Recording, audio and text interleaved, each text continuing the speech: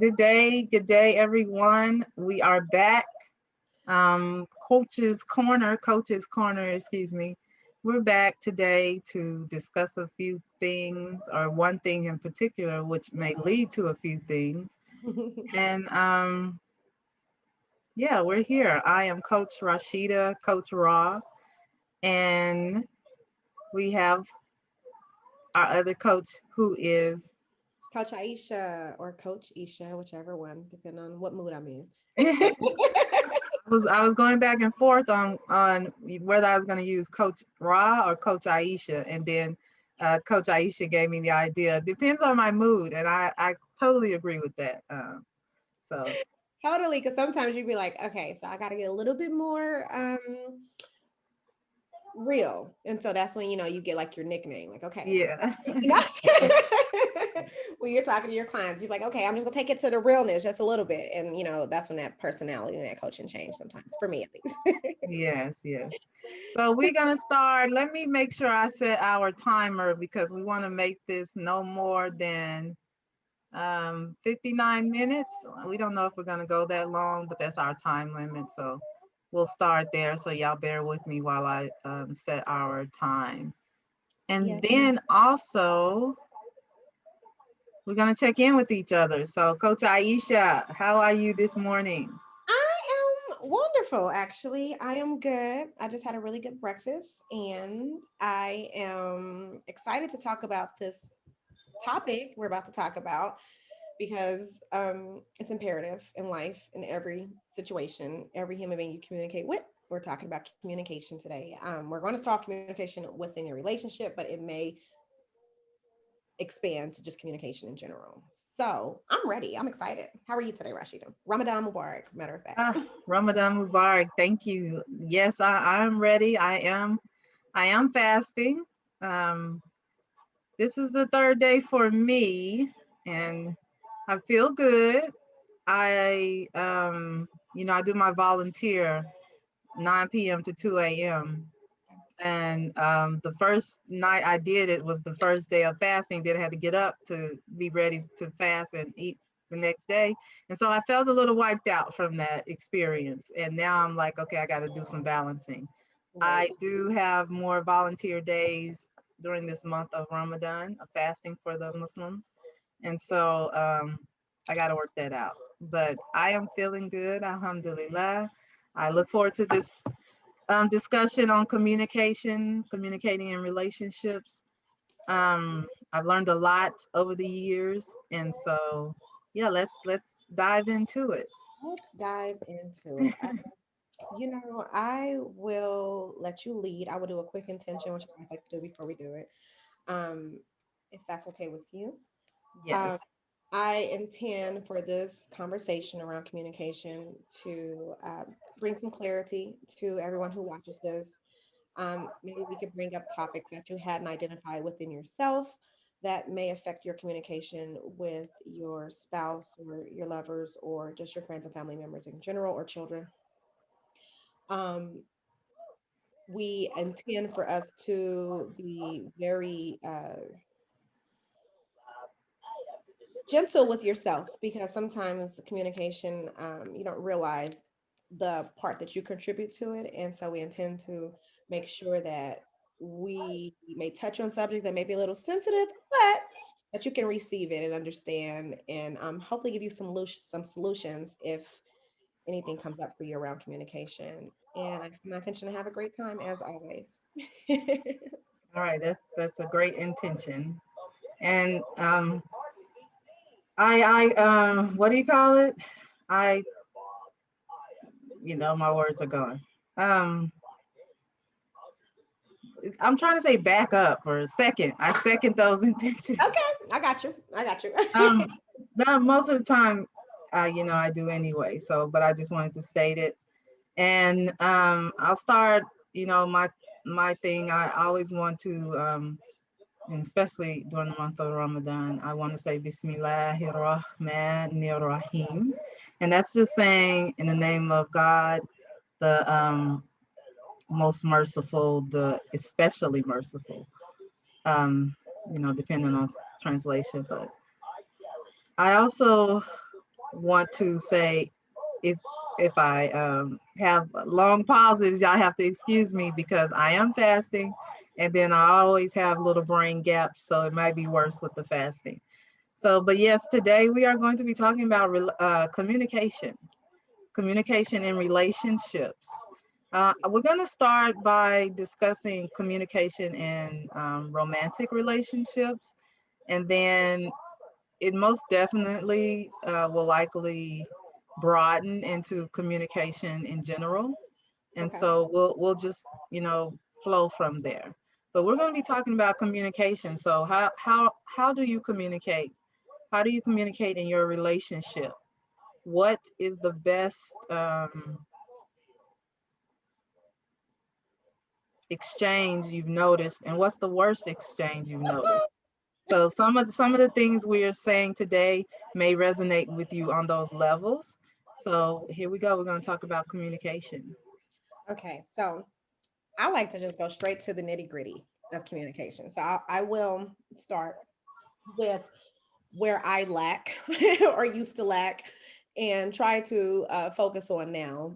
And so for a very long time, I pride myself in being pretty well educated. I read a lot, I study a lot. And so I noticed that I didn't even realize in my communication that I came off as condescending. Sometimes I came off as a know it all in my relationship. And I would also come off as always giving advice and trying to fix a problem. And so for me, one of the biggest things I learned with that was, well, that's a lot. That's a lot of different things that I just said, but coming off as condescending, especially for people who really uh, feel like they're know-it-all, like I can kind of be at times.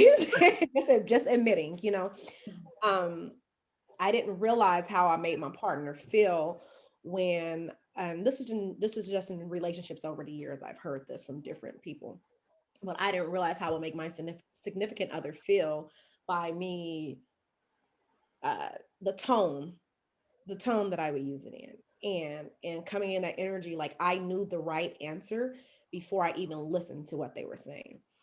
So I think really learning how to listen and going into a conversation, or even you may know that y'all have disagree on a topic or have different opinions on a topic, but really coming into it open instead of coming into it with your answer already made or with an agenda of what you're trying to get from this particular piece of communication that you're doing in that moment.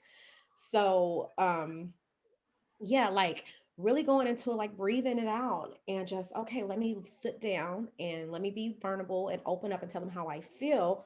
But at the same time, let me actually stop and listen to what they feel, or them explaining their particular stance in that communicating. Um, so yeah, I used to always come in with, let me try to manipulate this person to get my point of view. I didn't know that that was what I was doing. It wasn't conscious, but in my mind, I was like, I'm right. I know I'm right. I've looked this up. I've researched it. I did everything.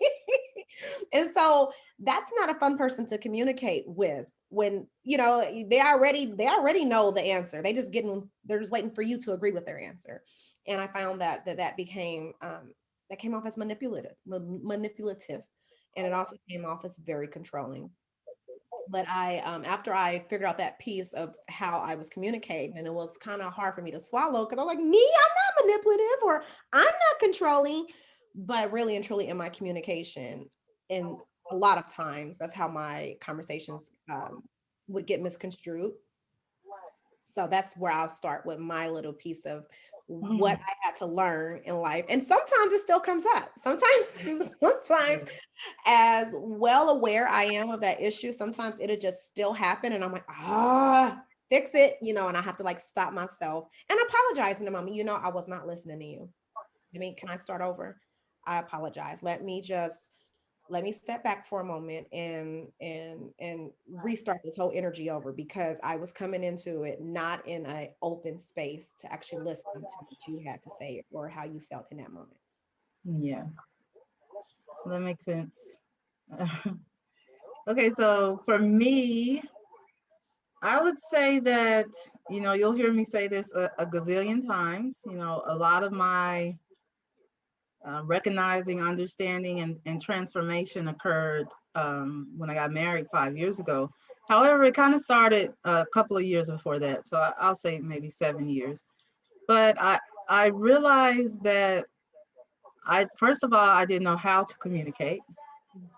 And the reason why I didn't know how to communicate is because I didn't know how to communicate with myself.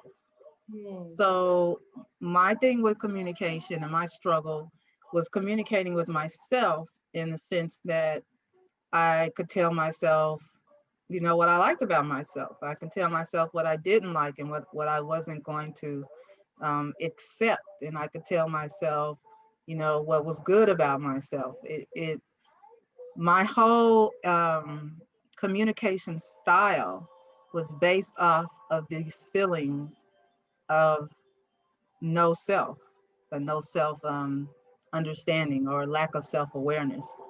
So it's a better term for that, yes. And so my all of my communication was because I didn't have a sense of self, or I didn't have self awareness, or I had poor self awareness.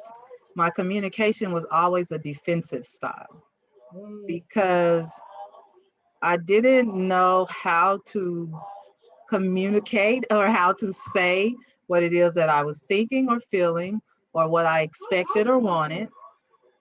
So I felt like all I could do was protect myself from not being able to express myself, if that makes any sense. And Yes. so when someone says something to me that I don't like, I would communicate back to them something that had nothing to do with how I was really feeling because I was unable to communicate that with myself. And Right. so if somebody did something I didn't like, it was just a shutdown. It was just a whole shutdown period of communication.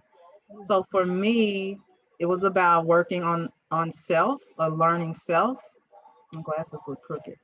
And then once that happened, then I was able to say, oh, okay, so that's why nobody knows how to treat me because I can't tell them how to treat me. And then I had to go and look and see how. How do you talk to people? How do you let someone know what you're thinking, what you're feeling, and what you expect? How do you do that once you realize that that is what you need to do? And I think that's some of the things that we're going to cover today. Okay. Oh, I like that. Especially like the defensive part because, Yes. oh my God. I I think I've gotten a little bit better over the years. But yeah, like trying to defend your point of view. Sometimes we get so stuck on defending our point of view, we can't even hear what somebody else is saying. Let me tell you, I think fast. So when I'll be communicating with people, if we're in a hot topic or even maybe an argumentative space, Mm. the whole time they're speaking to me, I'm thinking of my rebuttal, like, oh my God, blah blah blah blah blah. You did so and so and so, and I'm like, but before they're even finished, and I'm defending and rebutting before they even, I never even heard what they said because the whole time I'm processing what I'm about to say to defend my point of view. And so I've noticed that in my communication. I also see that in other people when they're, dealing with couples and people just, having conversations. And, it's very interesting when you analyze something in yourself, which I love self-analyzing and finding different parts of Yes. myself, whether strengths or sometimes weaknesses or things I want to work on or things I'm like, okay, you overcame that and you've, whatever. Um, because you start to see it in other people and you're like, oh yeah, I recognize that. I recognize Yeah. that. I've done that, or even sometimes I may still do that when I, maybe step back into a space that, I'm not in a elevate, I'm sorry, my phone, in like an elevated high energy space. Um, So, what do you feel about yelling and screaming? Have you ever been a yeller or a screamer, Rashida? Like, how does that play out in maybe in your past Mm. relationships, or how do you feel about that in communication? Like, what type of effect does that have usually? I mean,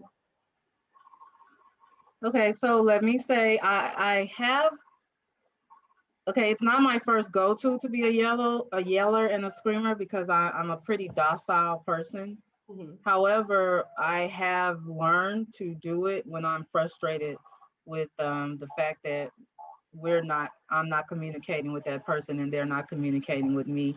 And there's something wrong with, I'm just gonna take my glasses off because I can see that thing. can And you see?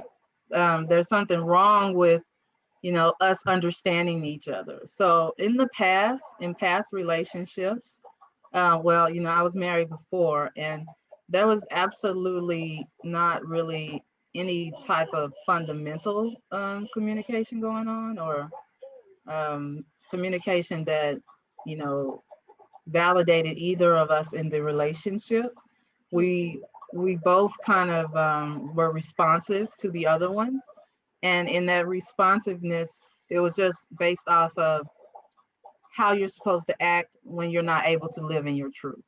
And mm, so I have communicated in a manner of screaming and yelling, being frustrated because something didn't go well at work, and then coming home, and if something was not right at home, relating my frustrations, that were not really related to the person that I'm speaking to in that manner. mm. And so I, like I said, I have experienced unnecessary emotion in trying to communicate, and I have assessed that that emotion was based off of me not being in touch with my own emotion. Basically, I wanted the person that I was attempting to communicate with to make me feel better, but then that person didn't even know that I needed to feel better in order to help me feel better. And so when I came at them in this aggressive manner with, raising voice and speaking about everything that wasn't not really related to how I was feeling, then I got the response back that, they yelled and screamed as well. So nobody is actually speaking with anyone in this situation. So, I'll forever, bring my husband up because we had one yelling argument since we've been married, and it was the first one, and we both yelled and screamed at each other to bring out our points. It wasn't about communication. It Mm, was about being able to express our points that we both believed were right. right. And so, but when we did that, both of us realized that we were falling back into behavior that we had experienced in our other relationships. So Mm, we had learned dysfunctional ways of communicating, and we were back doing what we had learned and what we had perpetuated in our behavior prior. And right. so we sat down individually, not even together. I think we came to the conclusion together, but we both sat down individually and was like, okay, I don't want to repeat the same pattern. So I know in not repeating that same pattern, I have to figure out how to talk um, to my spouse. Right. And so once we did that, took a breath and reset, we actually were able to come out of it and have a discussion about it. And so now when we disagree or we need for the other person to communicate, we address it differently. Right. We take a little time, we remember to listen, we um, sometimes don't even respond. A lot of times you get lost in communication because all you're thinking about is your response. And so, we just figured out a way to do better, so to speak. And I so think my kid is stressing over a toy I put up. So let me get her calmed down. But you go ahead. I'm gonna mute myself okay. just so while I'll, you speak. I'll just a little bit on that too, because I think the key point that you did speak on in that was that you both owned up to what you both owned up to your responsibility in that communication. And that's one of the hardest things for us to do normally, because in our minds we're always right. We didn't do anything wrong, the other person did. And even if we were yelling and screaming, you made me get like this, you made me, get into this reactive space, versus you take a step back. And so a lot of times, like with me and my current spouse, when we're in any type of communication, I feel myself, because I'm naturally hot-headed, but I'm very controlled. So that's where my happy medium is. It's like I'm a firecracker, but I'm very controlled, and I don't like to lose my cool, because I'm always like, I'm too player for that. Like, you're not gonna make me lose my cool, no matter who you are. So when I feel my heat rising and I feel my frustration boiling, I don't talk to my spouse. I just don't. I'm like, I do not. And I told him in the beginning, I don't want to come to you in an energy that could affect us later and later. I don't want to say something hurtful to you because I'm in a vindictive space, or I'm mad and you hurt my feelings. So I want to hurt you back. And so I purposely, if I'm like, if I feel like we're about to go there, I'm like, babe, let's take a break. Let's take a break. I'm gonna step away. We can come back to this later. We do need to address the issue. I'm not saying ignore the issue or suppress the issue. Let's address where our miscommunication is. But I choose to step away. Now, I will tell people this too. It's easier to choose to step away when you're sober. No, realistically, if we're Oh, adults yeah. and we happen to have a glass of wine or two at dinner, and you thought you were having a beautiful evening, and they did something that hurt your feelings or pissed you off, or you felt disrespected, or whatever happened in that situation. But if even now, if I know I've had a glass of wine or two, and I know that my hot-headed stuff will come out, it's quicker and easier to have that argument when you're tipsy or a little inebriated than when you're sober. And most people, a lot of times, that's like a big trigger in arguments. And so I'll tell people, if you've been drinking, do not argue. Wait, wait the whole next day, because you're not in your regular, you're already in a high emotional state because of what the chemicals in your brains or your brain is doing already. And that would be me. I would, if before, I don't really like partake in drinking as much as I used to, but when I did, whenever I got into an argument with somebody, it was just blah, blah, blah, blah, blah, in the argument. And now it's like, no, if I want to have me a drink and have me a nice little buzz, if I get frustrated or angry, you need to just go to sleep. But I had to make set actual rules for myself, set rules for myself in my relationship, so that I never went there with him. And it's helped. I mean, I can say me and we've we've been together for 2.5 years now, and we've had disagreements. We have fallouts, of course, but there's never been a head-to-head crazy scream fest or hollering or anything like maybe in my previous interactions and relationships. But that was because I was like, I'm not doing it. I'm not doing it anymore. It's not healthy. It doesn't get anything done. And I can express how I feel, my emotions. Even if I want to set a boundary to something, I can do that in a tone where it's not completely disrespectful of the other person. So that's just kind of my take on it. And I do know that a lot of us, we're emotional, we're passionate, we get charged, and we're frustrated. So you need to know right now, you need to know how I feel, or etc. That's okay. It's nothing wrong with being strong in your stance. It's all about your delivery. No one needs to be Yes. disrespected. And so my advice in that situation, or my take on it, would be stop. step back.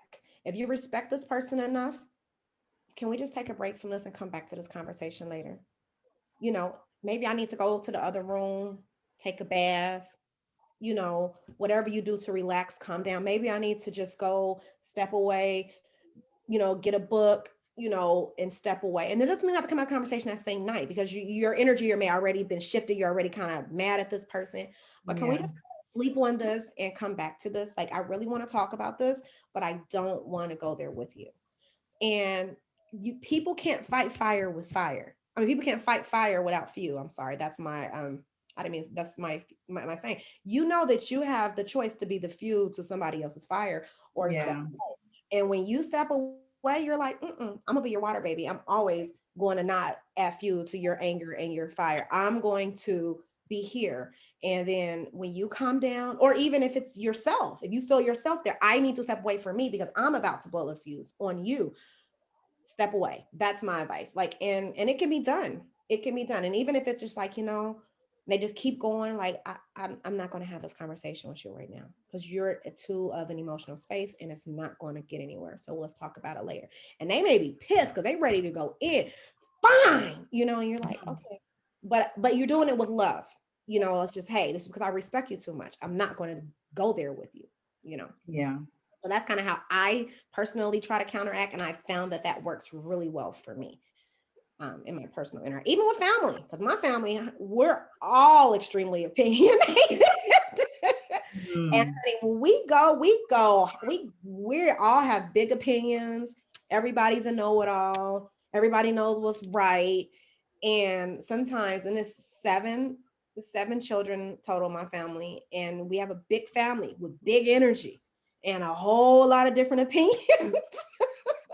So even with that situation, it's even with your family, your children, whoever, I find that technique really does work for me. Just step away, because it's not worth it if you value this person, or value yourself, because you don't even want to take yourself all the way up there, because it's hard to get your emotional state back to a nice, stable, conducive, energetic level. Yeah. I was just thinking about your mom. That's why I said, mashallah, seven babies, seven pregnancies, Yes, 7 9 months. yes, You, yes. Seven highly opinionated, educated. Everybody knows what's right in my family. yes. And that's good. I want to, okay, so we're kind of like at our 30 minutes. So I Okay. wanted us to give some of the, specifics that we were discussing before we got on our video. And so I want to, I'll start by saying, to the audience. So communication, and you can start with, excuse me, you can start with relating this to your spouse, and then you can relate it to your spouse, your significant other, and then you can relate it to, I think every avenue of communication that you experience. So there's four type of ways you communicate. You can communicate verbally, with what you say, and then non-verbally with how you're looking, how your body is sitting, how your eyes are, your mouth, every point of visualization on you is a factor for communicating. And then you can communicate in a written expression, or you can communicate in a visual expression. So like if buying cards, or you're writing a note, and or you're buying something for your significant other, and showing them your love for them. So with those four ways, you need to first listen. So in order to know how to respond to your significant other, in order to know how to respond to your anyone that you're dealing with, you have to listen. And I know that for me, I had to work on that. You have to listen, listen, listen. And I honestly didn't know how to listen, and I'm honestly still learning how to listen. And so, you have to listen. Another thing is you have to be honest, but you can't be honest to the point where what you're saying doesn't make any sense. So a lot of times in communication, you either held back stuff for so long, you're angry and in that emotional space where you need to take a break before you speak, or you're just, trying to trigger the other person. And Mhm. so in all three of those things, your honesty falls out the door because you're not speaking what you want to speak. So another aspect is to manage your life, manage your stress, see what's bothering you and why, and how that is affecting how you communicate. Um, your emotional control, how you allow things to press your buttons, and then your buttons um, show how you feel through your communication, or your buttons maybe the wrong buttons that have been pushed, and so you're communicating in a way that's not beneficial to you. Be clear about your goal in your communication. I want to talk to you about this. I felt so and so way about this, so I wondered if we could speak on it. Be concise, stick to your point. If you came to talk about the oranges and how they are not ripe enough, then you can't start talking about bananas. Okay, so it doesn't work like that. Yeah. Be concise, stick to your point. The same thing. If you had a point in the beginning, go back to that point always. Remind yourself of that point when you need to take a breath and recenter so you won't be overly emotional. Go back to your point and think about your point. Be concrete in what you're saying. Don't have five different things that are not a part of your initial thought when you came to your communication. Make sense. Be coherent. Um, be be complete in your statements and what you say. Okay, hold on just a second. Oh, okay, your tummy. Okay, just 1 second, okay? All right, I'm gonna be finished so Aisha can speak because I got to deal with the 3-year-old, the budding 3-year-old. Be courteous. This is my most important one. Be courteous. When you're talking to your spouse, a lot of I advise people to apologize all the time when they don't think they need to apologize, and because in that apology, you set a foundation to speak better. I'm sorry that you were angry from what I said. I'm sorry you were angry from what I did. I'm sorry I angered you, but I wanted to tell you about this and that. I'm sorry I made you sad, but I wanted to show you how it affects me when you do this and that. So be courteous. Mm. Um, I can't say that enough. People, One That of the I worst agree. mistakes is that you're not courteous to the other person. You don't, Right. and that starts with listening, and that starts with respecting their mind, Right. and then it also, in my opinion, it starts with understanding that sometimes you can say you apologize and it doesn't mean that you're wrong. It means that you're ready and you're open to um, communicate effectively. And Right. so I think But I you know, gotta do a no, little totally. Like just to go off of what you just said, like even within your apology, that means you're owning up to the fact that it takes two people to communicate. It takes two people to have a misunderstanding. And you're, even if, like I said, you're in your right mind and your intentions were good, sometimes your intentions don't always sit well with the next person. And so it is it is your responsibility to make sure that you are taking responsibility for what you said or what you did or how you made that other person feel. and and sometimes you may have said something that you totally meant, but your delivery was wrong. You don't have to apologize for saying your truth, but sometimes you know what, I said that wrong. I came across wrong. I just want to make sure you understand what I was meaning when I said that. And I apologize for making you feel that way, or I apologize for my delivery to come off however type of a way. Another thing is, if it's in a state of communication and your spouse or somebody is trying to um, apologize to you, let it go. It Stop holding on to why you're so mad. Let it go. Like, pick and choose your battles. Let it go. If they apologize and and you know that they're in the sincerity of what they're trying to either make up for or explain or whatever the case for the apology comes from, if you're going to be committed in a relationship with this person, let it go. If you can't Mhm. let it go, then you may want to reevaluate your whole relationship and what you got going on with yourself. And that's okay too, because Yes. sometimes some two people are just not mesh or really meant to evolve for a long time. And just, but if it's something that you're committed to and you're, let it go, because you holding on to this anger and holding on to this for the next argument and they apologize and you, like, you know, it takes a lot of it takes you to really humble yourself to be able to apologize. A lot of times people walk around with egos this big, and it's very hard for certain people to actually apologize. So, you know, let it go. That's, I mean, that's like my biggest thing on that. Stop holding on to your point of view and who was right. Who cares if Yeah. you're right? It's irrelevant at this point. It's just about us being able to express ourselves, like you said, courteously, respectfully, us being able to come to a happy medium of where we can both, like, okay, we can move on from here, where our energy is good. And even sometimes you may not agree. You and your spouse do not have to agree on everything. You and your spouse do not have, but you can choose to respect each other. You can choose to listen to each other's points of views, and you can choose to maybe let go of your point of view a little bit and just try to see, well, maybe I can look at this from a different lens.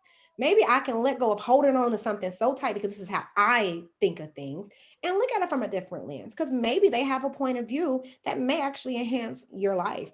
So sticking so gung ho and you know, I know what's right and they were wrong, right and wrong. Like it's irrelevant at this point. At this Yeah. point, you're just trying to.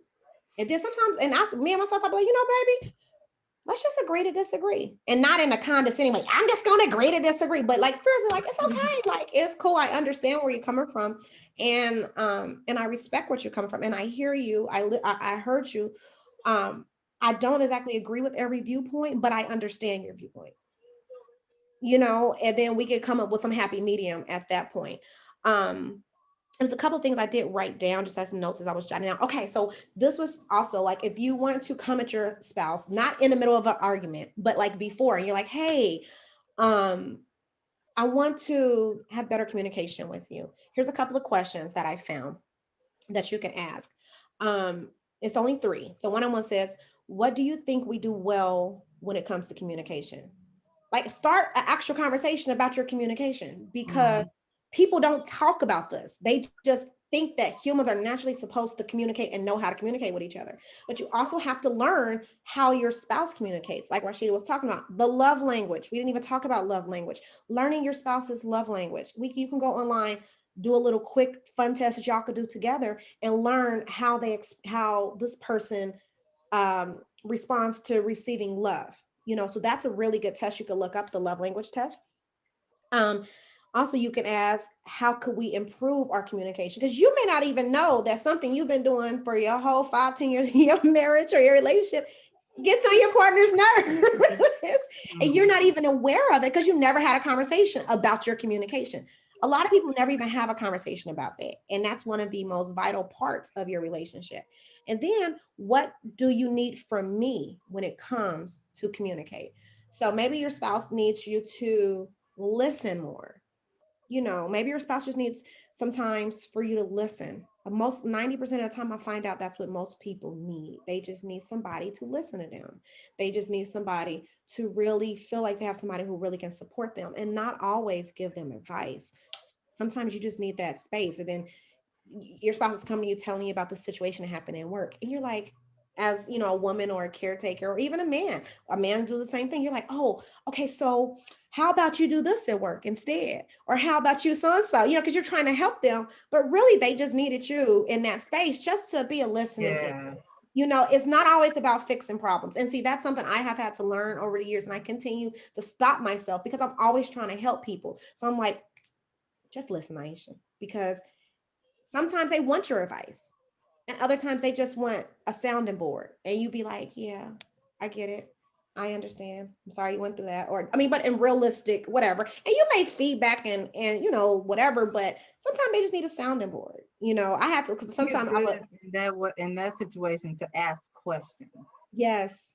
Okay, Yes. I'm sorry. Oh, you're fine. Seriously, that's it's like be because when you are in a relationship, you have a million hats, and one of your hats is to be your spouse's like in home like mini therapist in some ways. Ask questions, help them figure out the answer for themselves. Not you trying to figure it out, but help them. You ask questions enough where they can be like they can come with a solution in their head to make them feel better. Is that what you mean? Like even Socratic questioning or whatever, things like that. Yeah, yeah, Um, that definitely does help. You can use that in every relationship, even like with your children, because it's the same things. Mothers always want to fix their kids' problems, but sometimes their children need to figure it out on their own. It's usually more empowering when somebody figures it out on their own anyway. So yeah. it was a couple of things. I think we talked about a lot of this. So what are we at on time, Rashida? We have 19 minutes, but what you just said brought up something for me. Okay. Um, so, you know, I've witnessed it, and I think I've experienced it. I just can't recall, but I probably did.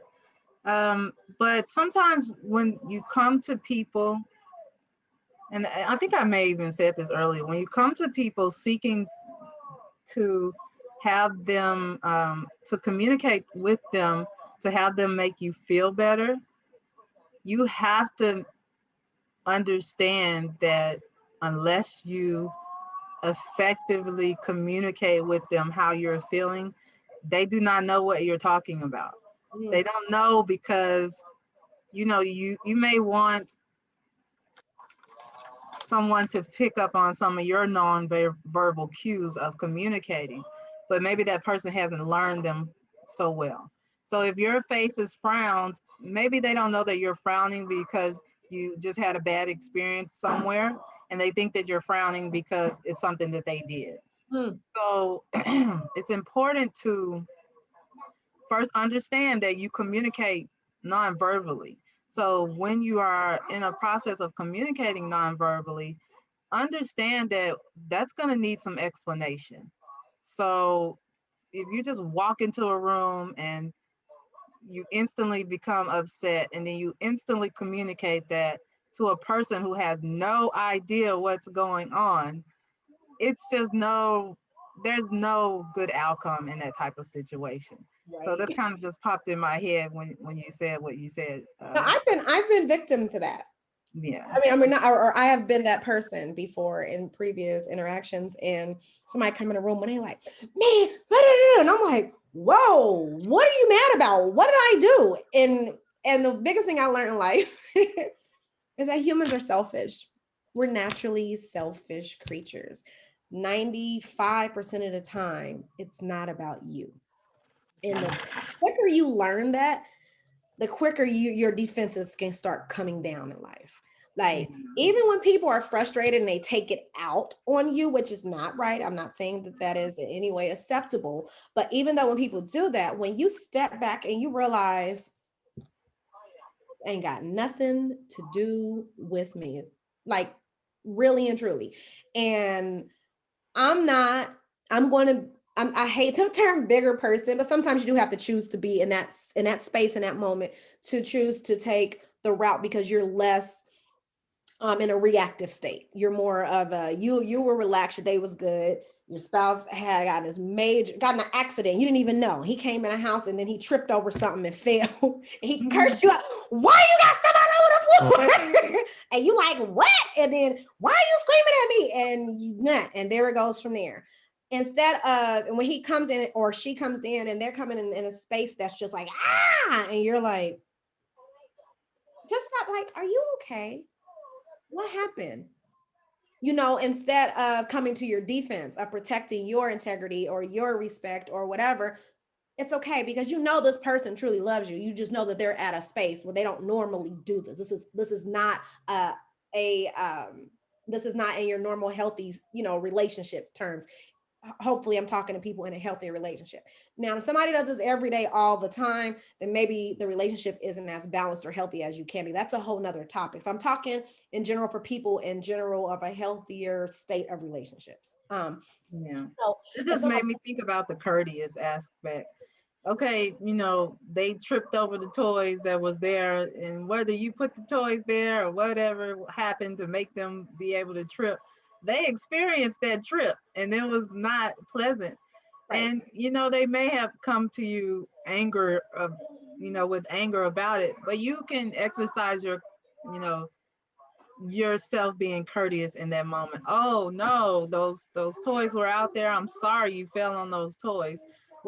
How's your day been besides this? I don't know, something you can say to kind of help alleviate the emotions in the situation, or calm them down. So Right. then provide a space where that person could be like, man, it was messed up. I had this and that and that and this.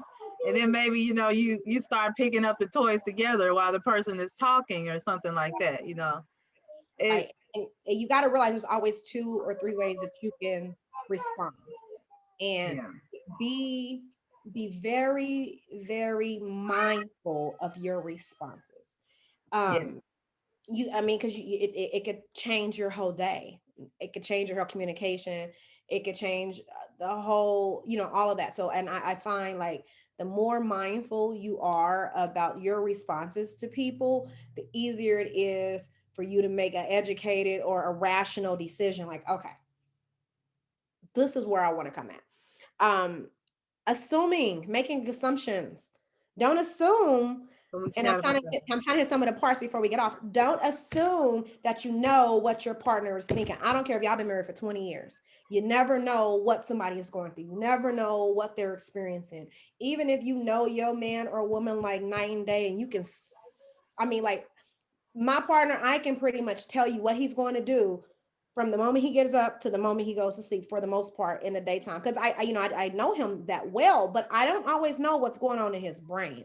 I don't always know the reason why he may be frowning or smiling, or what email he just got, or what business deal that just came and maybe fell through, or whatever that happens in life. And I may assume that I know because maybe one day he was mad at me and he acted in this mannerism. And then I come in the house and I see him in that same mannerism. And so I'm automatically defensive, like, well, I know he must have so and so, or blah, blah, blah, because it happened before. But that could just be that space that he's in from when he feels anger, disappointment, hurt, whatever emotion that came up that put him in that negative, him or her in that negative space. So Yeah. assumptions will kill your relationship. What you think about assumptions?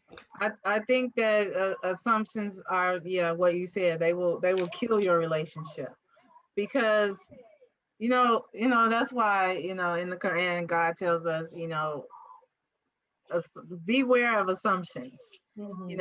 Beware of assumptions because you know you just could be wrong. And so in that assumption that you're everything that you're doing, everything that you're saying, all how you are moving is based off of a wrong idea, incorrect idea. Right. And so it's like when you have a horrible foundation for a house and then it just slowly breaks up and messes up the balance and the shift and the walls and everything. Assumption is like kryptonite to a relationship. It It really shows, is. girl, You and can that's something I have told like, you before we got started. I said that's something I'm guilty of that too. Like I told you, I'm a know it yeah, all. I'm like, I know what he's thinking. yeah, you, I hate to interrupt you, but girl, it's bad for me sometimes. I'll do it, and then I'll be like, and I have to correct myself. I have to step back and be like, Aisha, you are assuming that you know what he's feeling, thinking, and doing. And I totally interrupt you, and I'm sorry. I no, apologize. it's That's okay. bad Because communication. I that it just made me think because I thought about that when you said it about being a know-it-all. Yeah, what happens is we gain information, and because a learning information is a process, you protect that process. You protect the work you put in to gaining and learning that information. Right, And so it's the natural defense around it. right, However, we have to retrain ourselves to use that knowledge in a more beneficial way, right. I guess you can say, than a Mm-hmm, more just, I know, be reactive way. Because I know I used to do it a lot more than I do it now, but I mm-hmm. still have to be conscious of it. And Right. I still have to be patient with not only myself, but with the other person that I am communicating with. Right. I wanted to throw that in there too. Understand, y'all, it is a process of learning how to communicate effectively. It is a Right. process. So you have to be patient with yourself. You have to be patient with the person that you're dealing with. It is a process. It's Right. just, and it is an ongoing process because when you think you have it figured out, you're going to learn something new. And there's That, so many different ways that you could communicate ineffectively and effectively. And I don't yeah, think that even like, I mean, you can go to college and become a communications major or something, but it's not like it's a class that just teaches you, hey, this is effective, this is, ineffective, it's so many things like I wrote down. I know we only had a couple of, probably have about 10 minutes left or so, yeah. but another thing, not asking for what you need, Mhm. or um it was okay, not asking for what you need. And communicating when you do receive what you need. Oh, I like that. Oh, that Yes, was good. Oh, yes, when you complimented me yesterday, that made me feel compliment. so Yes. good. I mean, Yeah, and natural, authentic. And that's another thing that lacks and this is for my ladies a lot of times. We don't compliment our men enough. yeah, A lot of times men lack on receiving validation, appreciation, a compliment. And it's crazy how much, like, and this is, you may see your man and he walk by and you're like, oh, he's so fine, or he's so attractive, or oh, he looks so good in that shirt or this t-shirt or this hat or the suit or whatever. And a lot of times we don't just verbally say it, but men in general get less compliments than women in life. Little boys usually don't get as complimented on them. You should always compliment and your man. That makes them feel like, make your man feel like a king. I mean, men also do the same for women, but a lot of times women, it's more expected for men to compliment women. It's not yeah, like trained and bred in you as a woman. Compliment your man, you know, all day long if you can. Because, yeah, you want to make sure that he always feels wanted and appreciate it. Vice versa, as a man, do the same thing. Compliment your woman too. But that's just something that I noticed with a lot of my friends and stuff. And as one of my strengths is that I do compliment my man often. And my girlfriend's like, you act like you treat him like that. I'm like, well, he is, and I, how else would you treat him? yes, but a lot of people forget. They may have did it in the beginning, but after a while they kind of forget. And Yeah, that right there, just making that person knowing that you notice them, or when they do something like she said that you really like, or they go out their way and they never wash the dishes, and you wake up in the morning, you see them, instead of going, oh, so you finally decide to wash the dishes. You'll be yeah, like, oh my God, thank you so much for helping me today. Do you know how much you take on time to wash the dishes? Just added an extra 30-45 minutes to my day, blah, blah, blah.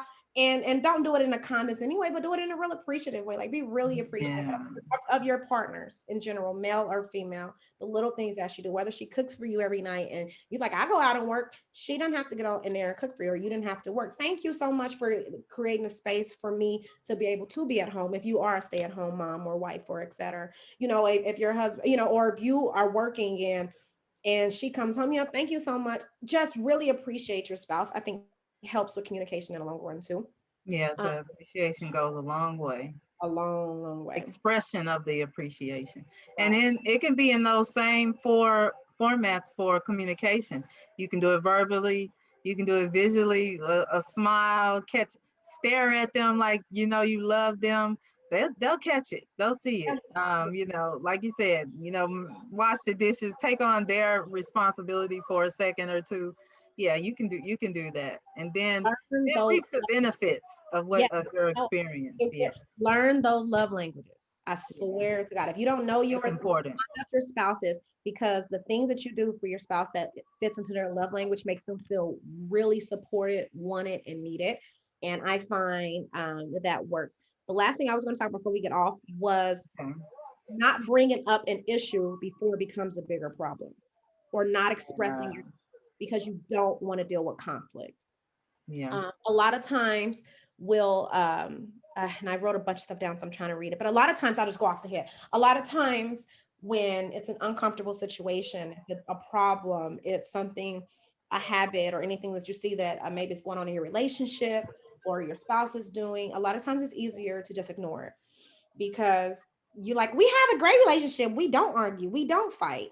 I don't want to bring up something that's so uncomfortable that you're not going to fight. I mean, that you're going to fight about, or it's going to make them get on the defensive. And now I don't know how to Yeah. handle it. And now I ruined a perfectly good day.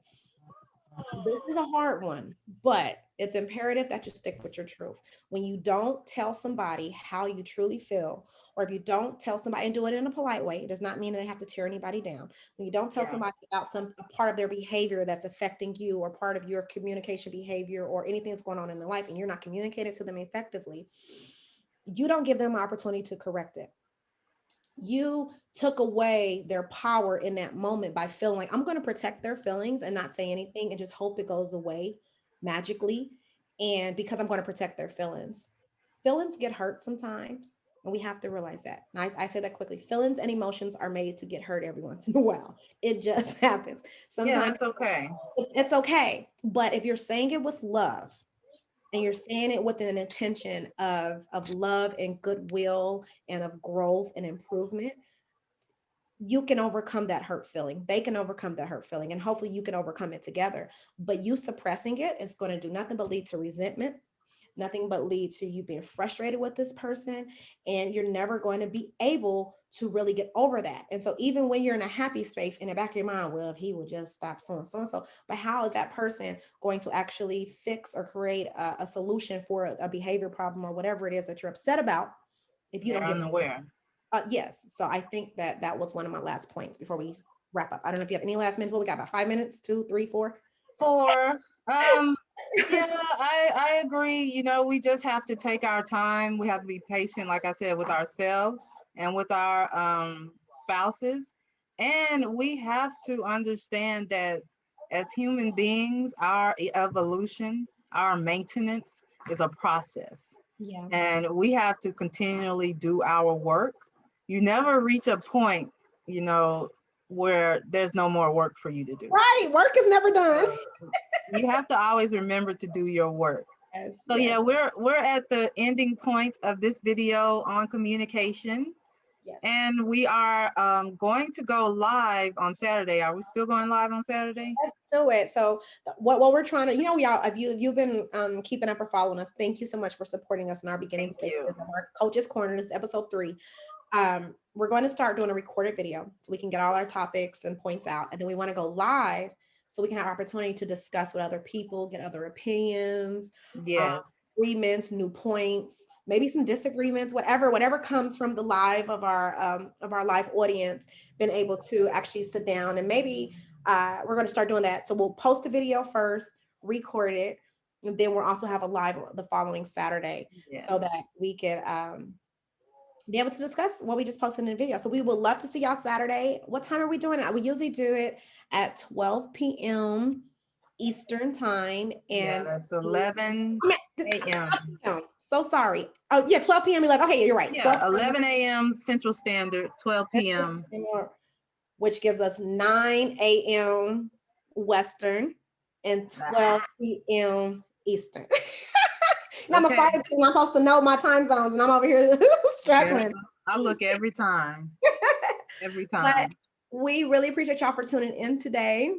I am Coach Aisha, the Coaching Kings. No, I'm just joking. Coaching Kings expert. And this is Coach Rashida. I am Coach Rashida. Coach Ra, I, want you to be truly you and live your best life and live in truth. I'm all about living in truth. So yeah, live Saturday. You can come in, join us. This time we'll get other people involved, and we look forward to seeing you then. Yes. Well, peace and blessings, everybody. All my Muslim family and friends. Ramadan Mubarak. I hope you have a great Ramadan. Long nights, short days. Yes, alhamdulillah. Okay. Peace and blessings. Have a great day. Peace and blessings, everyone. Have a great day. We will see you soon. Bye-bye.